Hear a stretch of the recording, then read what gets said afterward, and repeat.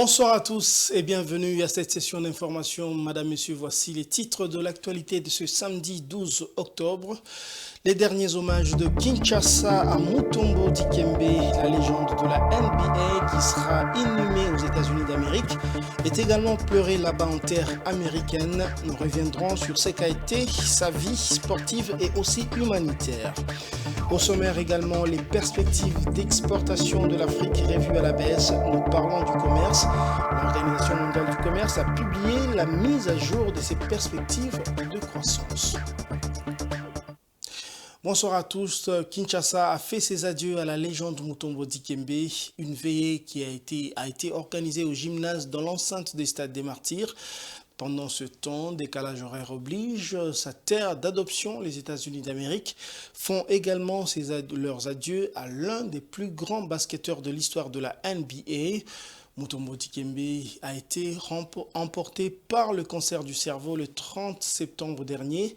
Retour avec Blaise Kuzola sur ce qu'a été sa riche carrière, faite des réussites sportives mais également des actions humanitaires et sociales. Suivez.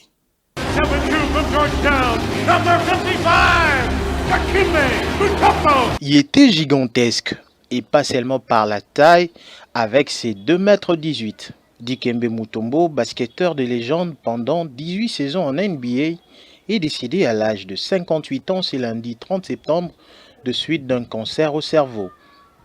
Dikembe Mutombo, né à Kinshasa, était l'un des joueurs les plus marquants des années 90 et du début des années 2000, avec un palmarès individuel phénoménal et les statuts de meilleur défenseur intérieur de son temps. Le Congolais a été élu meilleur défenseur de la Ligue à 4 reprises, 8 fois All-Star, 3 fois dans l'un des meilleurs 5 de la saison et introduit au Hall of Fame en 2015. C'est avant l'annonce de son cancer pour ses prouesses avec les Atlanta Hawks, les Denver Nuggets ou les Philadelphia Sixers, avant des passages moins aboutis du côté de New Jersey, New York et Houston. Sélectionné par les Denver Nuggets en 4e position de la draft NBA 1991, Mutombo a porté les maillots de la franchise du Colorado jusqu'en 1996. Il est ensuite passé par les Atlanta Hawks, les Philadelphia Sixers et les New Jersey Nets en 2002-2003, les Knicks de New York en 2003-2004, avant de finir sa carrière aux Houston Rockets de 2004 en 2009. Même si les titres NBA lui a toujours échappé, il a connu 2 finales en 2001 avec Philadelphie, défaite contre Los Angeles Lakers, et en 2003 avec New Jersey, défaite contre les San Antonio Spurs. Il a marqué l'histoire avec son célèbre Mutombo Fire Walk, un geste de défi agitant son doigt avec un contre réussi. Avec 3289 blocs à son actif, il est le 2e meilleur contreur de l'histoire de la NBA derrière Hakeem Olajuwon. En dehors des terrains, Mutombo était un fervent défenseur de causes humanitaires. L'ambassadeur mondial de la NBA était particulièrement engagé en Afrique, où il a consacré une grande partie de sa vie à des œuvres caritatives, notamment la construction d'un hôpital en République démocratique du Congo en hommage à sa mère. On imagine qu'un hommage appuyé lui sera rendu là où il a le plus brillé, à savoir à Atlanta et Denver, où son numéro 55 est retiré, mais aussi à travers toute la NBA et la République démocratique du Congo. Paix à son âme.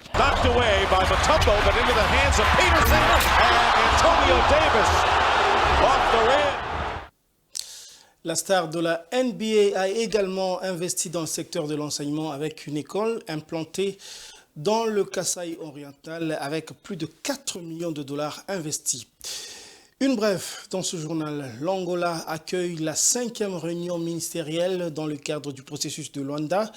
La ministre des Affaires étrangères, Thérèse Kaikwamba, conduit la délégation congolaise. Sur place en Angola, elle rencontre la délégation rwandaise.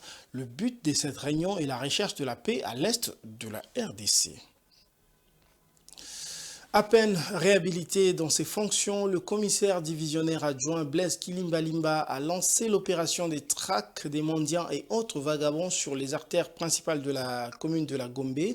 Une opération qui sera couplée avec le durcissement de la lutte contre l'incivisme routier. Suivez.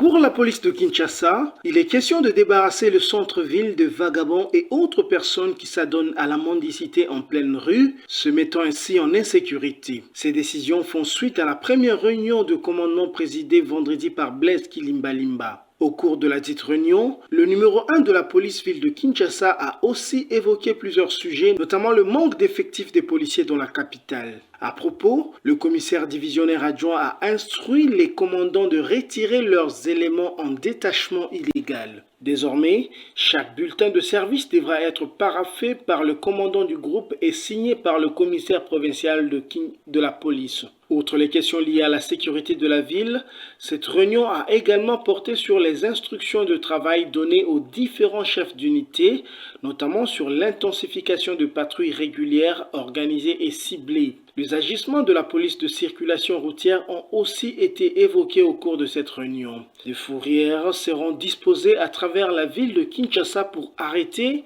et garder les véhicules dont les chauffeurs se rendront coupables de contraventions routières.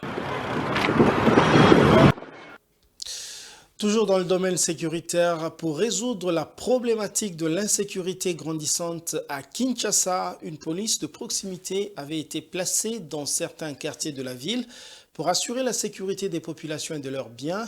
Le constat sur terrain reste tout de même étonnant que malgré la présence des sous-siates, l'insécurité demeure dans certains coins de la ville, c'est que déplore la population. Et pour plus d'éclairage, la rédaction des Géopolis Télévision s'est rendue dans la commune de Matete où des cris d'alarme de la population ont été entendus. C'est un reportage qui est signé Rachel Misenga et Giscard Tamba. Au départ, les sous-commissariats ont été installés dans les quartiers pour assurer la population lambda face à l'insécurité occasionnée le plus souvent par les jeunes délinquants. Il n'a pas fallu longtemps pour que le riverain du sous-siat de Matete constate un phénomène préoccupant. Les sous-siats se sont progressivement transformés en des simples lieux de stationnement pour voitures, motos et des manières de plus en plus fréquentes des grands camions. Pire encore, les véhicules garés en grand nombre créent des angles morts, offrant ainsi la nuit comme le jour une aise aux petits voleurs qui trouvent refuge parmi ces véhicules pour mener à bien leurs actes malveillants. Nous sommes à Kinshasa, c'est ce qui se constate partout. Vous allez voir que dans des espaces publics, les véhicules qui sont soit en panne, les véhicules abandonnés, ils sont là et ils gênent des gens de passer. Aujourd'hui, vous allez voir dans tous les SIAT et sous-SIAT, surtout de Kinshasa, vous allez trouver beaucoup de véhicules. On dirait que la mission principale de la police de Kinshasa ou la police congolaise, c'est seulement de protéger les véhicules d'autrui ou parquer les véhicules d'autrui moyennant paiement de quelque chose. C'est ce qui est déplorable, alors que la police est là pour protéger la population et leurs biens. Des résidents témoignent de leur désarroi, affirmant que la présence policière qui était censée apporter sécurité et tranquillité ne fait plus qu'exacerber leur anxiété. Oui, awa tozana société zaka pembe na biso na terrain chobo soko bimika boye terrain chobo za liboso awa mais eloko biso sali constant na quartier toza. Donc kombo ya place ozomona ndenge libulu awa kombo etambola presque batu ebele bayeba koma bengango Dubai. Donc tozana ba garçon ya quartier bayaka awa kosala kimuyibi na bango. Bakobomba manasima boye. Tango baomona ba mama bazoleka na basaki na bango ka ndenge baleka ba 18h 19h okomona ka ba bimeli bango mbala moko na ba machette. Ba téléphone ba saki ba mama bazolela. Role ya société biso to pesa ba plainte na société na biso awa. Botomoni société na biso comme si batondisili bango ba mituka. Donc moye ba s'occuper na koto mo ko beta batu ba kipakate bango ba landa mingi mituka na bango bazaka na ngokuna. Donc insécurité za totale malgré tout ça na société pembeni yao. Les basalaka opération kuna bayebite. Ti bayebaka déjà basali opération. Les autorités sont interpellées pour agir rapidement afin de rétablir la confiance entre la police et les citoyens. Un retour à une gestion proactive où ces espaces seraient sécurisés et utilisés à bon escient paraît incontournable pour inverser cette tendance inquiétante. Restons toujours dans le domaine sécuritaire pour vous faire savoir que l'armée congolaise et l'armée ougandaise vont poursuivre les opérations conjointes contre les terroristes d'ADF dans le Nord Kivu et en Ituri.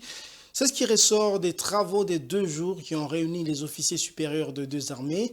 Au cours de ces travaux, les officiers des FARDC et UPDF ont procédé à l'évaluation de quasi 3 années d'opérations conjointes en terre congolaise. Suivez.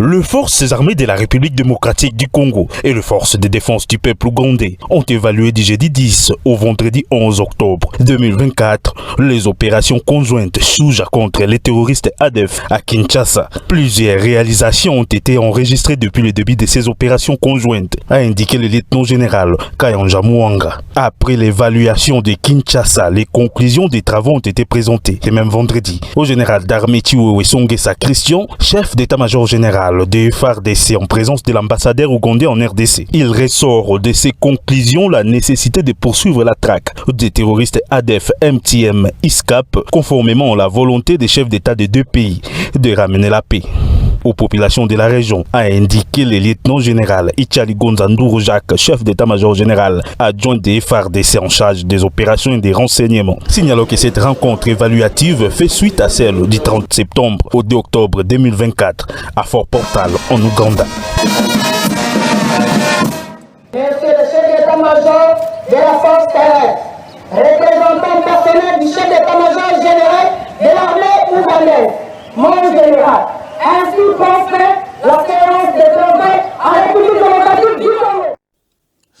Autre chose à présent, cela fait presque 2 semaines que Kinshasa a connu une baisse de 13% sur le prix du carburant à la pompe et certains Kinois en sont encore à se demander pourquoi le prix du transport ne baisse pas. Comme conséquence, la rareté du carburant, l'instabilité du dollar qui menace l'économie et la hausse de prix de pièces de rechange sont les raisons évoquées pour garder ce tarif inchangé selon le conducteur de taxi moto, communément appelé les Wewa.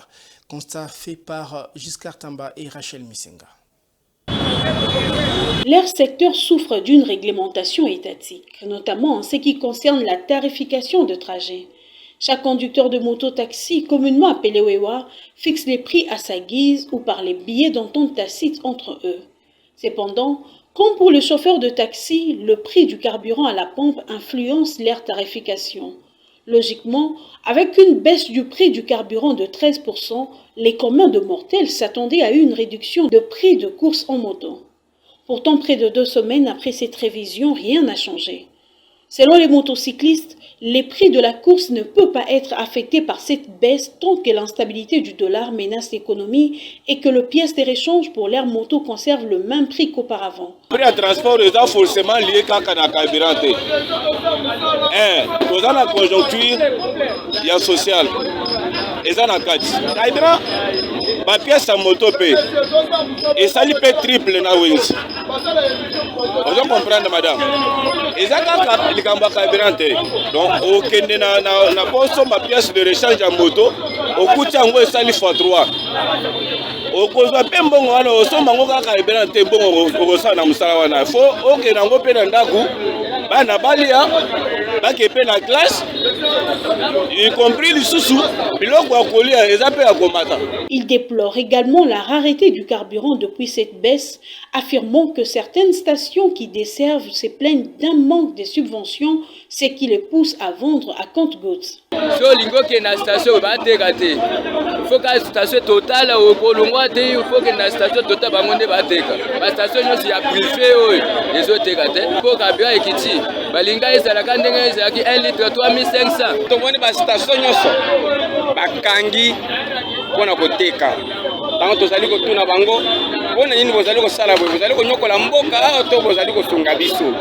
Alobi ke non avant carburant ekitesenge nanu l'État gouvernement est financé biso et ça le les sombeli bino carburant bazo yebisa biso ndenge wana siko ndenge bazo yebisa biso ke non to kikisa carburant mais l'État a financé mbongo te na compte poto kikisa carburant mais dollars ya komata biloko so ya komata ndia ngana to boye koteka pona nini tozana eloko tozozuwa te. Le gouvernement a fait un pas positif, mais des efforts supplémentaires sont nécessaires pour que le prix du transport en commun, qui est la finalité, puisse réellement baisser. Dans un contexte international peu favorable, où les prévisions indiquent plutôt une hausse des prix du baril de pétrole, les Congolais lambda n'ont plus qu'à prier pour que le vent souffle en leur faveur. En rapport avec cette petite confusion dans le secteur de transport en commun, notre équipe, l'équipe de Géopolis, a contacté le président de l'association des chauffeurs qui explique le processus de révision des tarifs de transport, que ce soit à la hausse tout comme à la baisse. Maryse Boleli. Cela fait presque une semaine que Kinshasa a connu une baisse de 13% sur le prix du carburant à la pompe. Et certains Kinois se demandent pourquoi le prix du transport en commun ne diminue pas en conséquence. La réponse est pourtant simple, comme l'explique le président de l'association de chauffeurs du Congo, ASECO en sigle. Les chauffeurs ne peuvent pas simplement décider de baisser le prix. Cela nécessite une procédure officielle qui débute par un rapport du chef de division de l'économie, devrait être présenté au gouverneur pour attester que la réduction a atteint le seuil de 10%. Le prix ne baisse pas le prix comme ça. Et les chauffeurs n'ont pas qualité de fixer le prix de transport parce que dans la ville province de Kinshasa, il y a une commission tarifaire de la ville province de Kinshasa. Donc, que les chefs de division de l'économie dressent un rapport détaillé au niveau du gouvernement et le gouverneur va voir ce rapport qui va justifier si la baisse a atteint le seuil de 10%. Le président de la SECO a cependant rappelé aux chauffeurs qu'il n'existe plus à l'heure actuelle aucune justification valable, augmenter le prix ou recourir à des pratiques telles que le demi-terrain. Et d'ailleurs, nous avons préconisé une campagne de sensibilisation des conducteurs à la grille tarifaire de la ville de Kinshasa pour que les chauffeurs ne puissent pas aller au-delà du prix fixé par l'hôtel de ville de Kinshasa. Ainsi, bien que le carburant soit moins cher, les Kinois devront encore patienter. Comme le dit un proverbe, le vent change de direction, mais les bateaux restent à quai. On va quitter le secteur de transport pour se rendre au Parlement où, en vue d'améliorer les conditions de travail de l'administration du Sénat, le président de cette chambre, Samalou Kondé, et les membres du bureau ont visité tous les services administratifs et remis le nouveau charroi automobile au personnel. Suivez. Cette première rencontre avec le personnel des services administratifs du Sénat rentre dans le cadre d'améliorer le travail et de permettre une franche collaboration entre le nouveau bureau de la 4e législature de la 3e République, a martelé le secrétaire général du Sénat dans son mot introductif. Les défis qui rongent les services administratifs ont été évoqués au cours de cet échange, notamment les déficits des locaux qui est l'un des problèmes majeurs. D'où les souhaits de doter le Sénat de son propre immeuble. En mettant à profit cette rencontre un tour d'horizon de tous les paramètres qui militent au bon fonctionnement des services administratifs du Sénat ont été passés au peigne fin. Au nom du bureau, l'honorable président Samalou Kondé, après avoir prêté une oreille attentive à toutes les doléances, a promis de faire d'abord les nécessaires pour permettre une bonne collaboration, étant donné que l'administration est l'épine dorsale d'une institution. Le but, c'était d'abord de marquer la reconnaissance que nous avons vis-à-vis de ces services qui nous ont accueillis au moment où nous avions été élus et qui nous ont accompagnés dans le processus avec le bureau provisoire jusqu'à ce que nous ayons l'élection du bureau définitif. Et marquer en tout cas un point de collaboration par rapport à notre travail en tant que parlementaire qui doit continuer tout au long de la législature. Et dans le cadre de cette collaboration, il était important que nous puissions nous imprégner de leurs conditions de travail. Nous avons par la suite effectué des visites des locaux pour voir justement tous les membres de l'administration et recueillir de ce que le bureau peut faire, surtout dans l'engagement de moderniser le Sénat. Comment est-ce qu'on pourrait les accompagner? Ici, ça entre dans la droite ligne de la vision du président de la République, son Excellence Félix. Après échange et débat, l'est revenu à la remise des clés de bus offerts au personnel des services administratifs du Sénat. Ces charrois va permettre une mobilité adéquate et confortable du personnel. Pour conclure cette activité en beauté, le président de la Chambre haute, l'honorable Samalou Kondé, a effectué le tour de plus ou moins 18 bureaux qui composent les Sénats, département par département, en passant par la salle des séances plénières, de l'enregistrement et des bureaux d'études de la division des finances. Les speakers du Sénat s'est fait une idée précise de l'état de lieu pouvant l'aider à valoriser cette grande institution de la République. Place à présent à la page internationale.